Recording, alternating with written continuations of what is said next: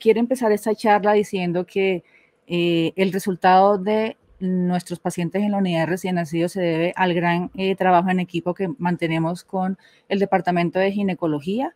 Creo que es una comunicación efectiva, activa, y que eso se demuestra en el resultado de nuestros bebés.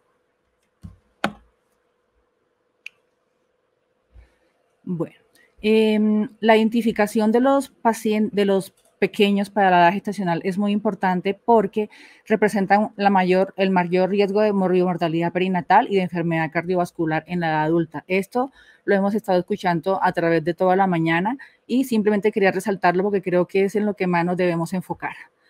Para nosotros en pediatría, un pequeño para la edad gestacional representa aquel niño que tiene un peso y o una longitud por debajo del percentil 2, por debajo del percentil 3 o que está por debajo de 2 o más desviaciones estándar, de la media establecida para su población y para la referencia en relación al sexo y a toda su población. Como ya lo habían dicho al comienzo, los panelistas de la mañana, es importante que los pediatras y tanto los ginecólogos como pediatras tengamos claro la duración de la gestación, que debe ser establecida por la fecha de la última regla confiable o por la ecografía del primer trimestre. Las estadísticas en todas las patologías neonatales son muy importantes, pero quiero resaltar que en la patología de pequeño para la edad gestacional es mucho más importante debido a que hay mucha variación. Hay artículos que demuestran que los pequeños para la edad gestacional pueden presentarse entre el 3 al 5% de los recién nacidos. Otras estadísticas hablan del 5 al 10%, pero vamos a ver más adelante cómo la OMS habla de que esta presentación puede ser mayor. De todos esos recién nacidos, el 2.4% se compromete solamente la talla, el peso se ve solamente afectado en el 1.6% de los pacientes y el 1.5% equivale a la suma de peso y talla. Es importante tener en cuenta que aproximadamente el 80% de los pequeños para la edad gestacional tienen un crecimiento recuperador, el llamado catch-up. Este crecimiento pues es espontáneo, postnatal por lo general, pero sin embargo no debemos dejar por alto de que el 10% de sus pacientes no realizan ese crecimiento recuperador y que a largo plazo pueden ser candidatos para el manejo con hormona de crecimiento.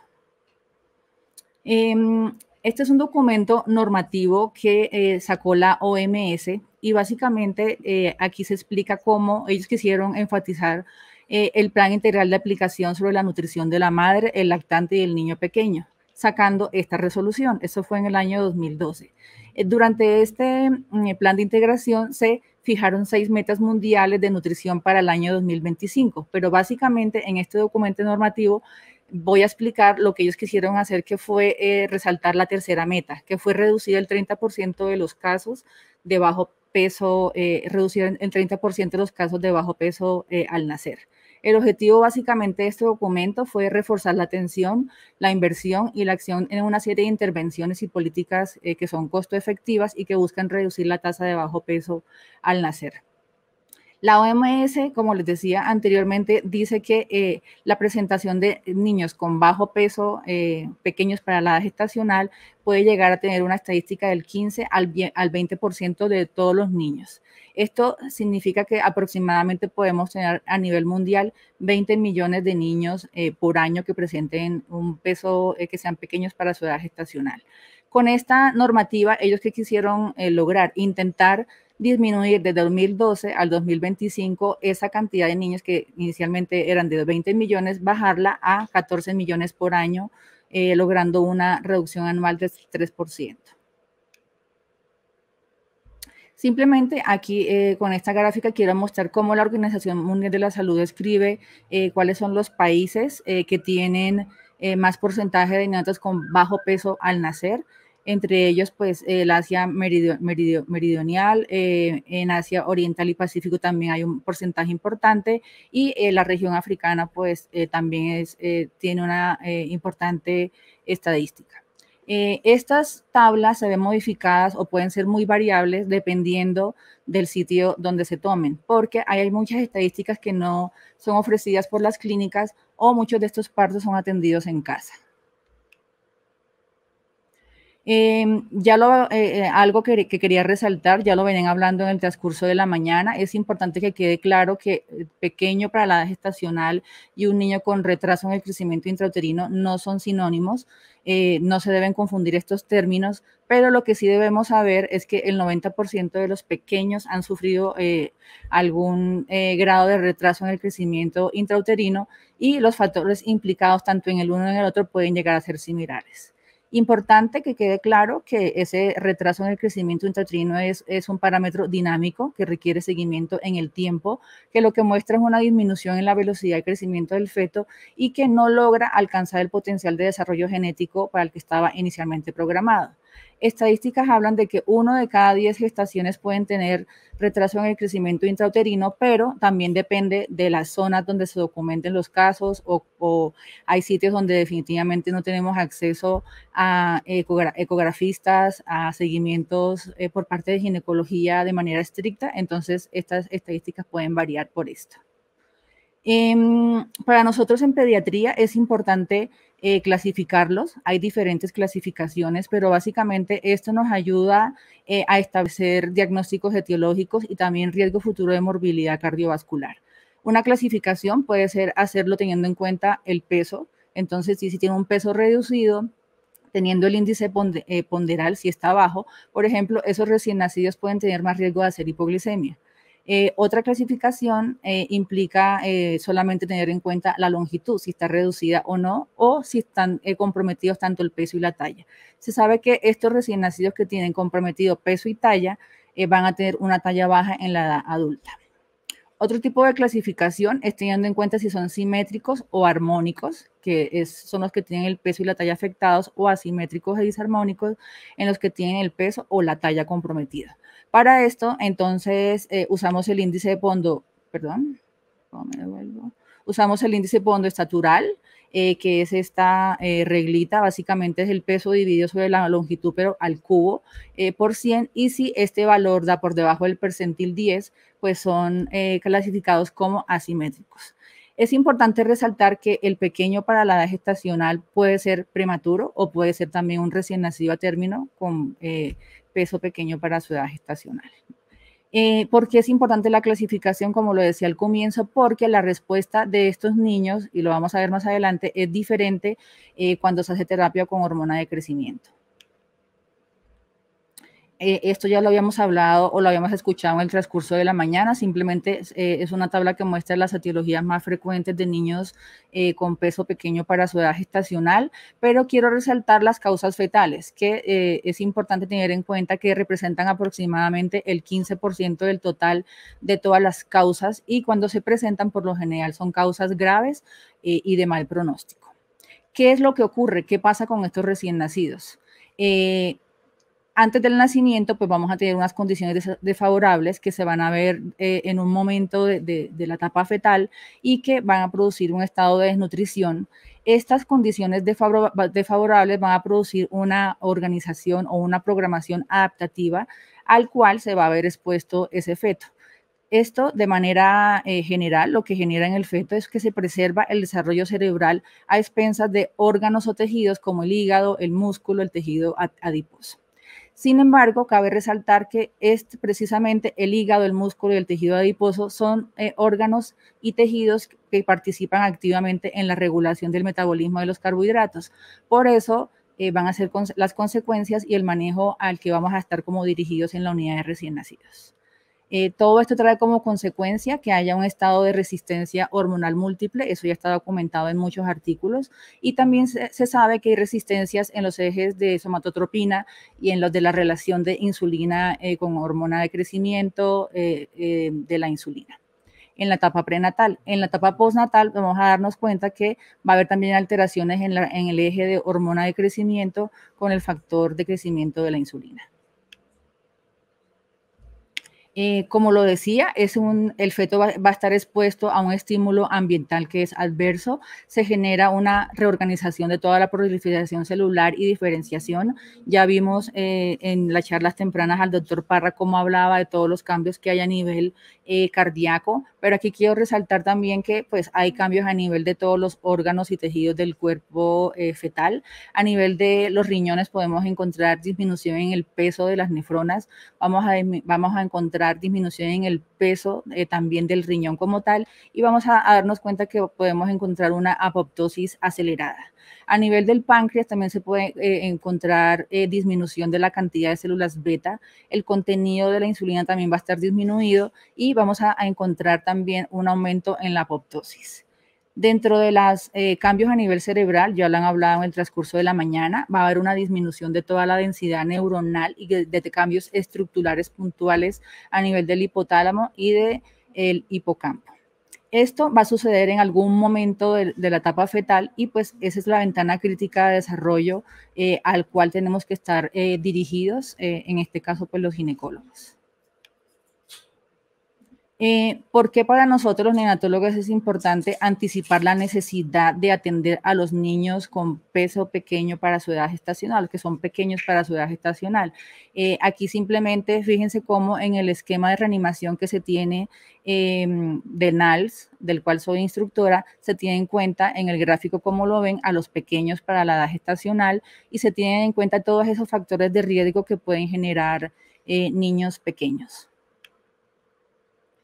El trabajo en equipo, como lo empecé diciendo, para mí creo que es lo más importante. Los neonatólogos tenemos que enfrentarnos a estos recién nacidos pequeños.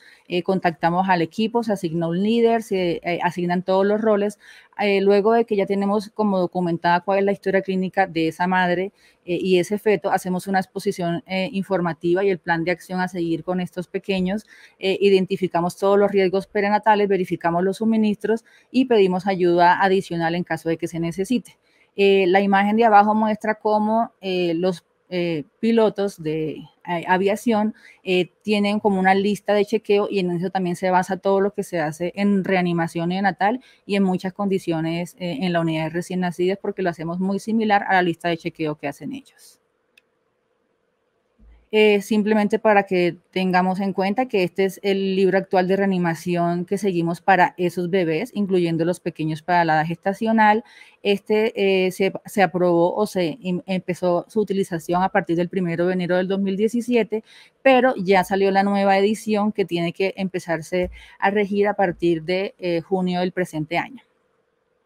En esa tabla simplemente quiero mostrar algunos cambios que se hacen a la hora de reanimación y cómo, si se dan cuenta, en la primera fila van a ver cómo hay cambios en lo que se relaciona a preguntar cuál es el proceso que voy a seguir con la ligadura temprana o tardía del cordón umbilical. Y van a ver cómo va a tener esto un efecto a nivel de los niños que son pequeños para la gestacional, teniendo en cuenta que van a hacer mucha más policitemia. ¿Qué hago o qué tenemos que hacer los neonatólogos luego de que nos enfrentamos a un recién nacido que es pequeño para la edad gestacional? Entonces, pues, identificamos todos los factores de riesgo, ya están identificados antes de que este bebé nazca. Al nacer, pues, hacemos un examen físico y podemos tener hallazgos múltiples. Estos recién nacidos tienen una apariencia descrita en las revisiones como una cara de viejito con narices que son puntiagudas, con cabezas que a veces simulan estar un poco más grandes que el resto de su cuerpo. Evidentemente hay que hacer medida del perímetro cefálico, el perímetro torácico, abdominal, la talla y su peso. Y no necesariamente estos bebés tienen que ingresar directamente a la unidad de recién nacidos. No hay unos protocolos que establezcan cuál es el peso para ir o no a una unidad de recién nacidos. Sin embargo, nosotros aquí en nuestro grupo con la unidad de recién nacidos establecimos de que el peso para ir a la unidad de recién nacidos son todos los bebés que nazcan por debajo de 2.300 gramos. Los bebés que nacen por encima de 2.300 gramos se trasladan a la sala junto con su madre con seguimiento por parte del pediatra.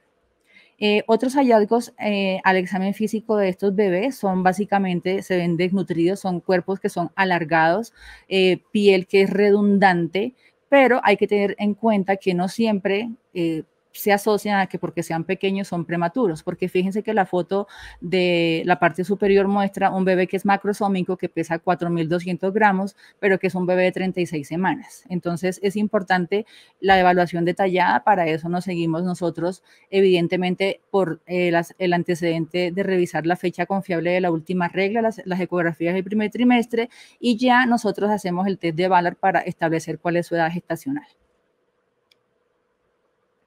¿Qué tablas? Y en eso ya el doctor Miranda, el doctor Benavides también habló un poco de las tablas. También, así como en ginecología, hay discusión de qué tablas son las ideales para hacer seguimiento a estos fetos. También pasa en recién nacidos. Este es un estudio que lo que hizo fue comparar los estándares de crecimiento de Integrow versus Fenton para evaluar el tamaño al nacer y el crecimiento extrauterino de los recién nacidos extremadamente prematuros. Básicamente, este artículo lo que quiere resaltar es que los estándares, idealmente las tablas que se hagan, que sean buenas y que sean adecuadas para hacer seguimiento a estos recién nacidos, deben ser basadas en el estado del crecimiento intrauterino. Eso es clave para definir que una tabla sea óptima para el seguimiento de los recién nacidos. También destacan de que las tablas de crecimiento usadas rutinariamente pueden ser afectadas por varios factores, y entre estos está la diabetes materna, la obesidad, el seguimiento del peso de las mamás desde que queda embarazada hasta el final es súper importante para poderlo correlacionar con el peso al nacer, estados como la preeclampsia, y también los artículos demuestran que los antecedentes de madres que han recibido prenatalmente corticoides también tienen que ser tenidos en cuenta para la realización de estas tablas. En la unidad de recién nacidos usamos la tabla de Fenton. Esta tabla se inició en el año de 1976, pero ya tiene dos actualizaciones, la del 2003, la del 2013, que es la última. Tiene cosas a favor, tiene cosas en contra. Por ejemplo, en cuanto a las cosas que tiene presente, es que el aumento del peso de los lactantes prematuros difiere del peso en las estimaciones fetolactante. ¿Qué quiere decir? Que no hay una buena correlación con lo que pasa en la etapa fetal. Esas son cosas como que tiene en contra. Y que los estándares de crecimiento se han extraído de fuentes norteamericanas con condiciones de salud relativamente óptimas. Entonces, digamos que si se aplica a las condiciones colombianas o de cualquier otra parte del mundo en las que las condiciones no sean las adecuadas, puede que haya algunas variaciones.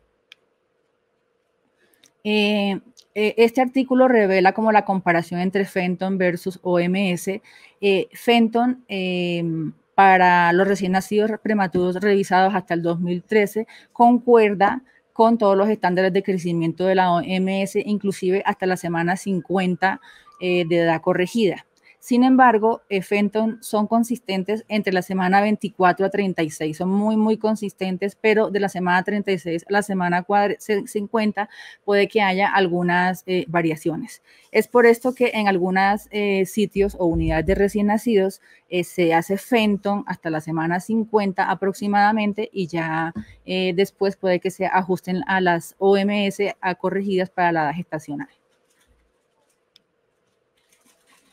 Intergrow. Entonces, las tablas de Intergrow muestran que una adecuada, se ve que el retraso en el crecimiento extrauterino con relación al peso y la talla es menos prevalente. Eso es lo que se ha documentado en esta tabla. Hay más morbilidades en estas tablas asociadas con el retraso en el crecimiento extrauterino, y refieren que requiere mayor validación con estudios a largo plazo. Estas tablas son utilizadas o las tienen como referencia en la Asociación del Colegio Colombiano de Endocrinología Pediátrica, las tienen referenciadas para el desarrollo de su consenso en relación a la aplicación de hormona de crecimiento en los recién nacidos pequeños para la edad gestacional. La tienen como referencia, pero sin embargo utilizan la edad corregida brindada por la tabla de la OMS.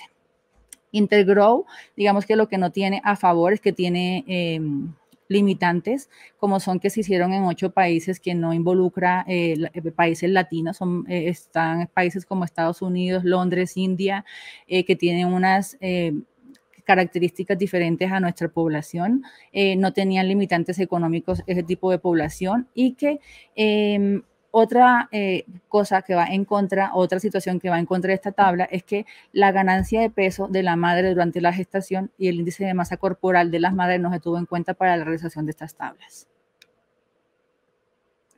¿Qué evaluamos en los recién nacidos en nuestra unidad de recién nacidos? Entonces, desde el punto de vista neurológico, hay muchos estudios que evalúan la necesidad de que estos recién nacidos requieran ecografía temprana, tardía. Temprana se refiere a hacerle el primer día, tardía a la semana de vida aproximadamente.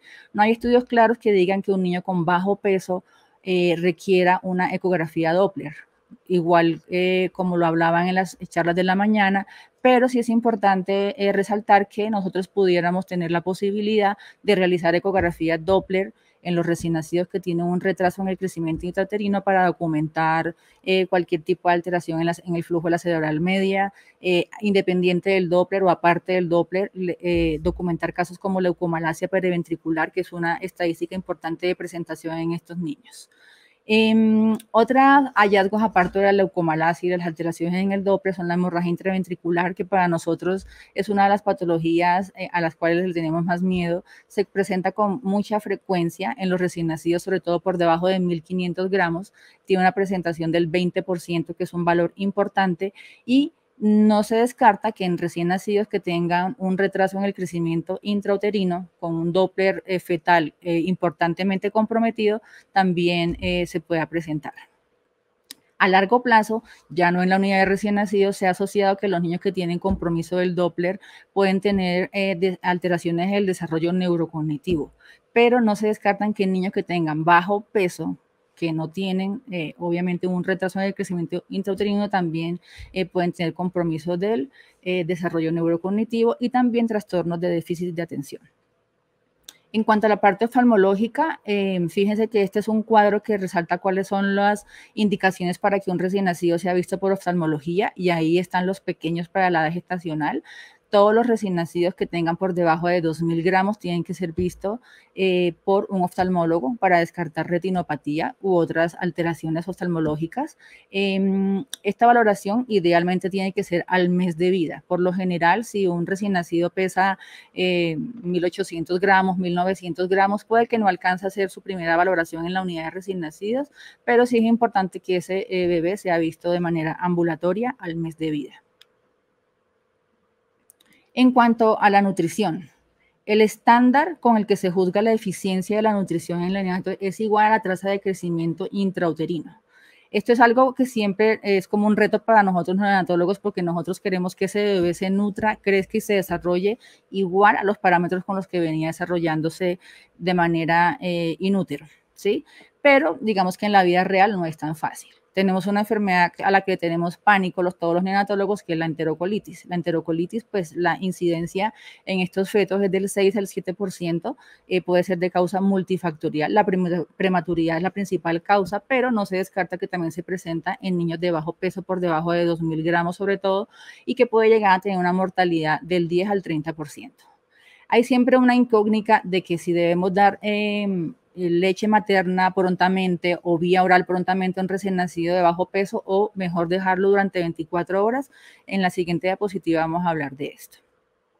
Sí se sabe que los recién nacidos que pesan por debajo de 2.000 gramos y que tienen algún componente alterado en el Doppler antes de su nacimiento, con flujo diastólico ausente o invertido en la arteria umbilical, presentan un riesgo mayor de hacer enterocolitis, con una frecuencia pues sustancialmente importante, y que se considera pues un factor de riesgo que hay que tener muy en cuenta. También recién nacidos que tienen alteraciones en el flujo umbilical que llevan a retrasos en el crecimiento intrauterino por asfixia fetal crónica, que algo que hay que resaltar es eso, o sea, nosotros asumimos y asimilamos que los bebés que tienen un retraso en el crecimiento intrauterino se comportan como unos casos de asfixia fetal crónica, y que evidentemente esto va a hacer que el flujo sanguíneo se redistribuya de manera sabia hacia los órganos que más se deben proteger, que es el cerebro, corazón, y que por eso se deja muy desabastecido el intestino. Y esta es una de las causas por la que nosotros temerosamente iniciamos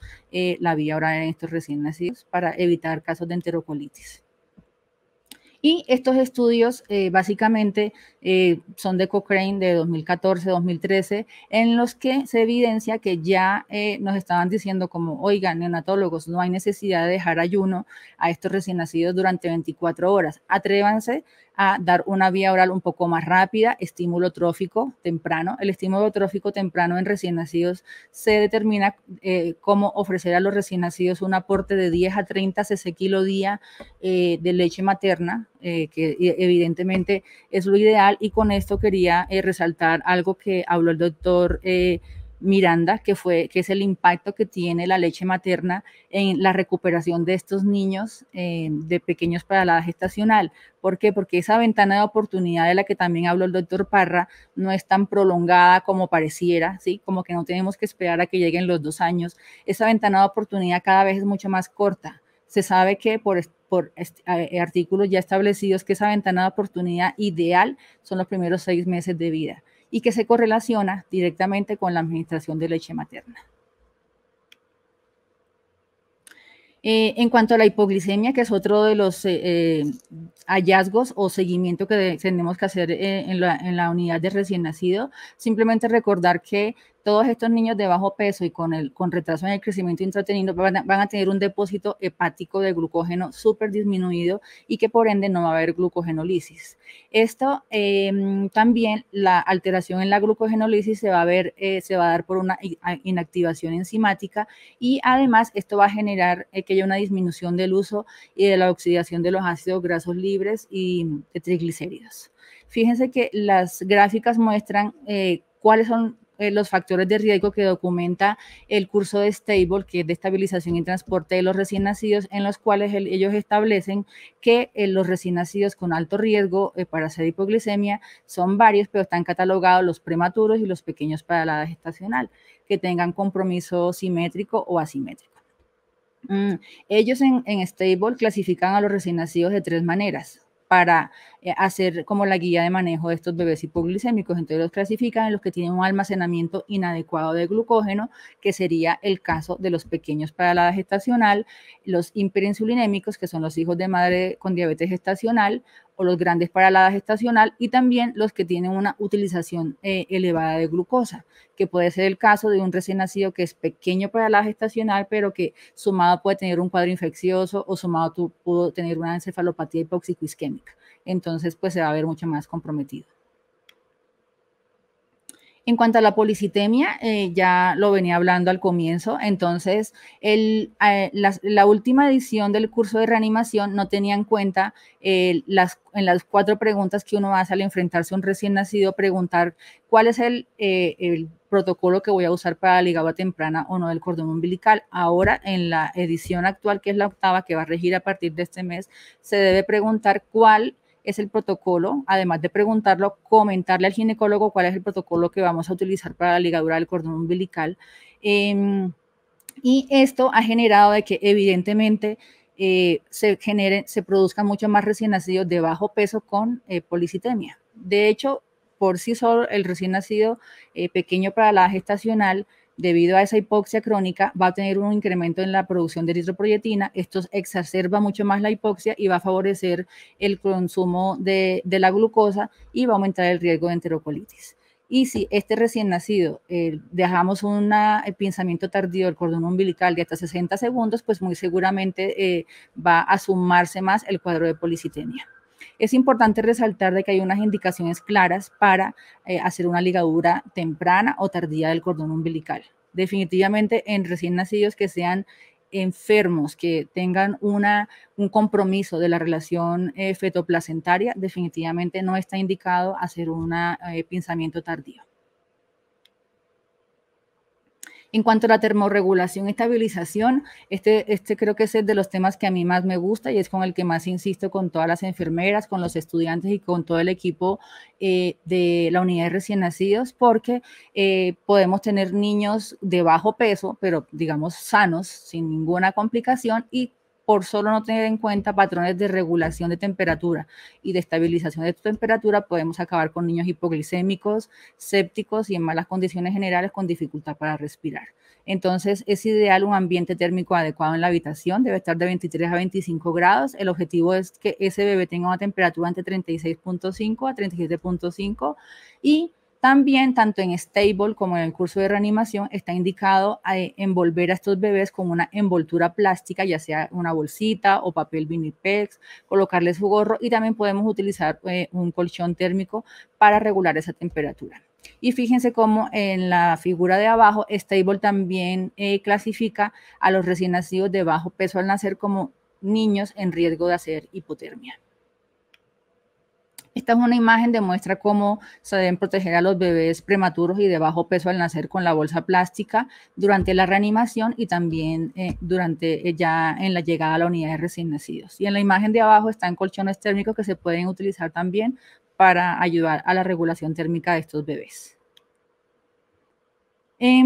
Con relación a la termorregulación, pues básicamente todos los recién nacidos son vulnerables a la hipotermia, pero mucho más los de bajo peso. ¿Por qué? Porque ellos tienen una pérdida de calor mucho más rápida, tienen poca o casi ninguna habilidad para producir o conservar calor. Ellos son recién nacidos que son hipotónicos por lo general. Los recién nacidos pequeños no tienen la capacidad como de arruncharse, de flexionar sus brazos y extremidades inferiores. Entonces, mantienen todo el tiempo una superficie corporal muy extensa en relación a la masa corporal y por esto pierden mucha más calor y se enfría de manera mucho más fácil. Además, los depósitos de grasa parda están limitados. Hay que recordar que la grasa parda inicia su producción aproximadamente en la semana 23-25 y que la mayor producción se logra al final del tercer trimestre. Si estos recién nacidos no llegan a esa época de la vida fetal, pues obviamente van a tener más escasa producción de grasa parda y van a tener mucho más riesgo de enfriarse. Estas tablas lo que quiere mostrar es nuevamente ver cómo los recién nacidos tienen de bajo peso o los pequeños para la edad gestacional tienen todos los factores físicos, anatómicos y fisiológicos para perder calor. Entonces, ellos tienen poca vasoconstricción en los primeros días, su piel es súper delgada, es inmadura y por eso tienen pérdidas elevadas de agua por evaporación. Lo que decía anteriormente, tienen un tono muscular muy débil, ellos no tienen la capacidad de arruncharse, no tienen la capacidad de titiritar y eso hace que pues no tengan la capacidad como de calentarse de manera autonómica. La tabla de abajo lo que muestra es cómo aumenta el consumo de oxígeno en la medida en que el niño está mucho más frío y esto va a generar entonces alteraciones en la respiración, puede producir un niño con dificultad respiratoria al que vayamos a evaluar y que simplemente tenga la causa por la que tenga dificultad para respirar es que esté frío, puede tener alteraciones en el nivel de conciencia, podemos encontrar compromiso de la frecuencia cardíaca hasta llegar a hacer paro y fallecer, también puede generar hipotensión en estos recién nacidos. Otros seguimientos que se le hacen a estos bebés es la ictericia. Evidentemente son recién nacidos que tienen todo el riesgo para hacer ictericia. Uno, porque a veces está contraindicado en ellos dar la vía oral. Por ejemplo, un niño que tenga dificultad para respirar, que esté ventilado, puede que esté contraindicada la vía oral en las primeras 24 horas. Sin embargo, al menos en nuestra unidad, esto ha mejorado de manera notoria, ya que no duramos tanto tiempo con ellos ventilados, máximo 18, 24 horas. Entonces, creo que eso ha favorecido de que rápidamente iniciemos la vía oral y por consiguiente se disminuye también la ictericia en ellos. Evidentemente, la policitemia es también causa de ictericia en ellos. El desequilibrio hidroelectrolítico, cuando los recién nacidos se pasan al lado de la madre, esto es algo que hay que tener muy en cuenta y hay que recomendarle mucho a las mamás que estén bien hidratados, que reciban leche materna a libre demanda porque fácilmente se deshidratan, hacen deshidrataciones hipernatrémicas que pueden tener consecuencias graves. Ahora, si están en la unidad de recién nacidos, pues hacemos seguimiento de los electrolitos. Si ellos están con su madre, no necesariamente hay que hacer pruebas de electrolitos, simplemente hay que ver cómo está evolucionando el gasto urinario, si hace deposición o no, el asesoramiento en la lactancia materna y en la técnica en que esté utilizando la madre para ofrecerle comida a ese bebé. Otro tipo de trastornos que se pueden presentar en la unidad de recién nacidos son las alteraciones en los mecanismos de succión-deglución, que básicamente van a estar relacionados con la edad gestacional de ese bebé pequeño para su edad gestacional.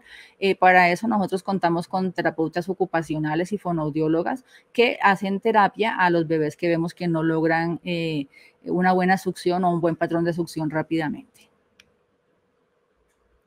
En cuanto al seguimiento de estos recién nacidos, pero pues antes me quería detener en las alteraciones cardiovasculares. El doctor Parra al comienzo hablaba de todos esos cambios que se dan a nivel del corazón de estos bebés en etapa, pues de estos fetos.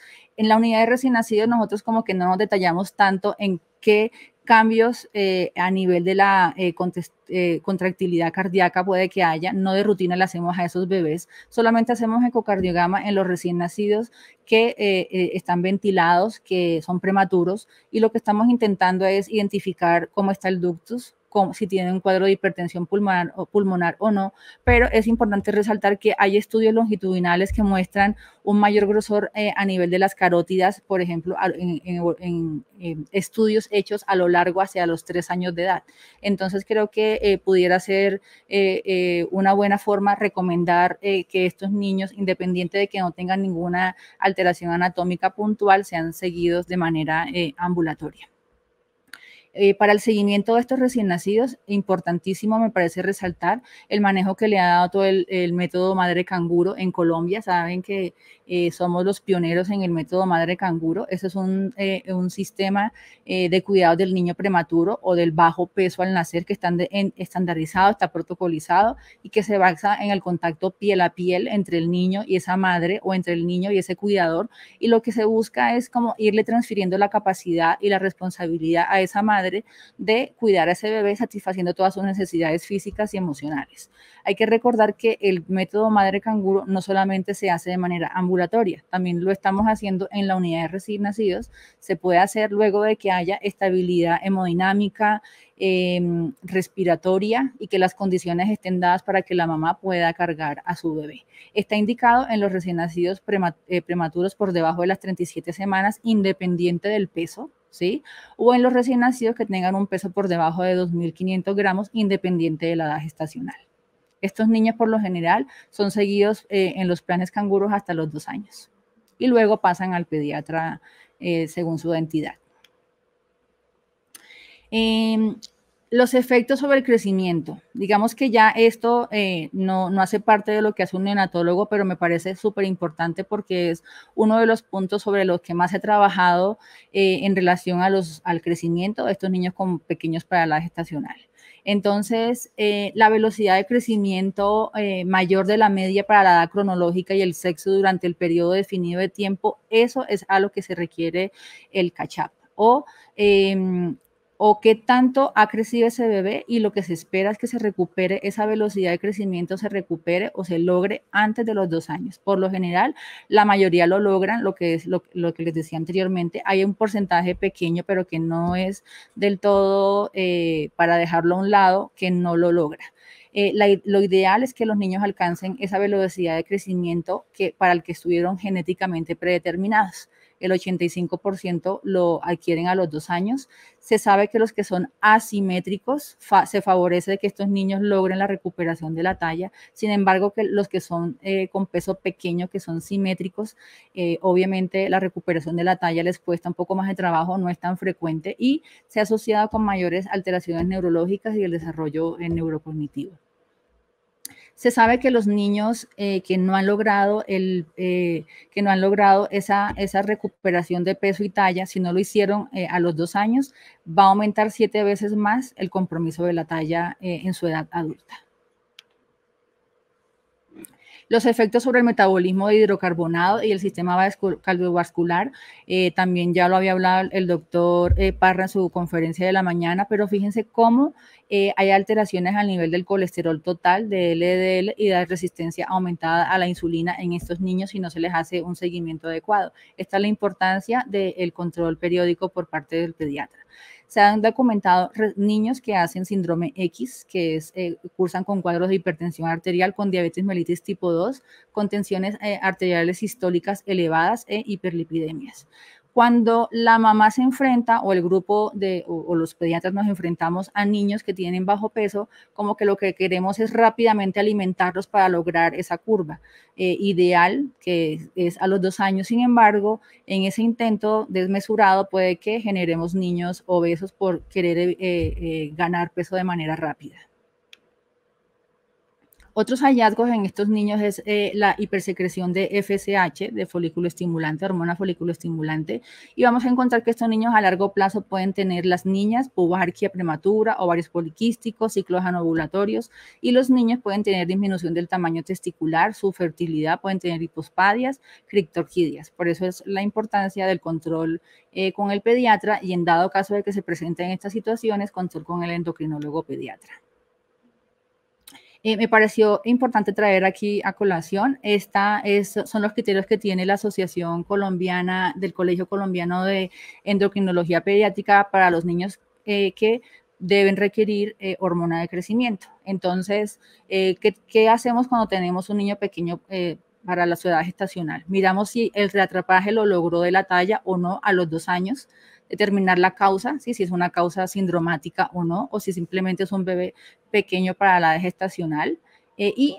Con esos parámetros se decide si es candidato o no a hormona de crecimiento. Los criterios que tienen ellos es que tenga una talla baja, que está definida como por debajo, menos de 2 desviaciones estándar o por debajo del percentil 2 a 3 para su edad cronológica y sexo, que tenga un retraso patológico de la ósea, que tenga alteraciones en la velocidad de crecimiento con respecto al carril, pues para su edad y sexo, y que estas alteraciones sean documentadas o en 6 meses o durante un tiempo de 2 a 3 años. Que tenga un deterioro significativo de la velocidad de crecimiento y que los datos en la historia clínica sean compatibles con el uso de somatotropina y pues haber descartado las causas, por ejemplo, genéticas.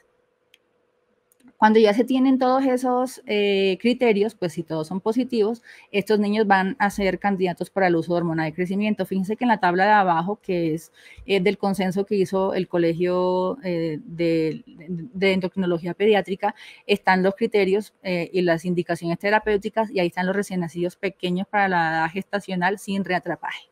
Se sabe que el 28% de esos pequeños son deficientes de hormona del crecimiento y que la hormona de crecimiento definitivamente va a generar un incremento en la talla final. Se sabe que además la hormona de crecimiento no solamente sirve para que estos bebés logren una mejor talla, sino que además también disminuye el colesterol total, disminuye los LDL y también va a disminuir el riesgo aterogénico. Se han demostrado también estudios longitudinales en los que se ha documentado la disminución en las tensiones arteriales diastólicas y sistólicas de los niños que han sido sometidos a manejo con hormona de crecimiento. Los temores en relación al incremento de la resistencia de la insulina que puede generar la hormona del crecimiento, digamos que valorando riesgo-beneficio, es más el beneficio de la talla a generar diabetes mellitus tipo 2 en estos niños, entonces digamos que el riesgo es mínimo, pero en las contraindicaciones para no usar hormona de crecimiento están los niños con diabetes mellitus. Volviendo otra vez al documento normativo que les presenté al comienzo, simplemente creo que es de las cosas más importantes de la charla, son todas las intervenciones que debemos hacer y que están sugeridas por la OMS para evitar niños con bajo peso o con retraso en el crecimiento intrauterino. Entonces está el bloque de todas las intervenciones que hacemos en el ámbito nacional, regional, que está dirigido por el gobierno, las intervenciones en el ámbito comunitario, que son la nutrición ideal para estas mamás, prácticas de promoción del abandono del tabaquismo en las madres, por ejemplo, que dentro de todas las causas de hijos de madres con pequeños para la edad gestacional, el tabaquismo es lo que más ha impactado el desarrollo de niños sanos y no pequeños para la edad gestacional. Están todas las intervenciones previas que se pueden hacer durante el embarazo, ¿sí? Por ejemplo, el espaciamiento entre los partos, la promoción y la administración diaria de suplementos como ácido fólico y todos los controles prenatales. Otro grupo es todas las intervenciones que se pueden hacer en cuanto a la asistencia prenatal, ¿sí? Que lo ideal es que estén en un hospital y que se les haga seguimiento por un ginecólogo que tenga y que tengan todos los recursos adecuados para poder intervenir en caso de que se necesite. Para llevar a casa, entonces, el bajo peso al nacer no solamente constituye un importante predictor de la morbilidad perinatal, sino que también aumenta el riesgo de padecer enfermedades no transmisibles como la diabetes o como enfermedades cardiovasculares en la etapa adulta. Y creo que a esto es a lo que más se le está trabajando, a tener niños, adolescentes y adultos sanos. Recordar que es importante tener en cuenta que la mortalidad en los pequeños para la edad gestacional es 10 a 20 veces mayor que en los niños que tienen un peso adecuado, que es indicativo, yo creería que obligatorio por parte de todas las unidades de recién nacidos, remitir a todos los recién nacidos por debajo de 37 semanas o los que pesan por debajo de 2.500 gramos a los planes canguros para que se les haga el adecuado seguimiento de crecimiento y desarrollo. Luego de salir de la unidad de recién nacidos, tener cuidado con el manejo de la hormona de crecimiento. Hay indicaciones puntuales para los pequeños para la edad gestacional y que debe estar indicada por el endocrinólogo pediatra, pues siguiendo los criterios de inclusión, y el adecuado seguimiento por parte de ginecólogos y de pediatras, y la relación que se tienen entre ellos es lo que representa el todo en el desarrollo y crecimiento de estos bebés. Muchas gracias.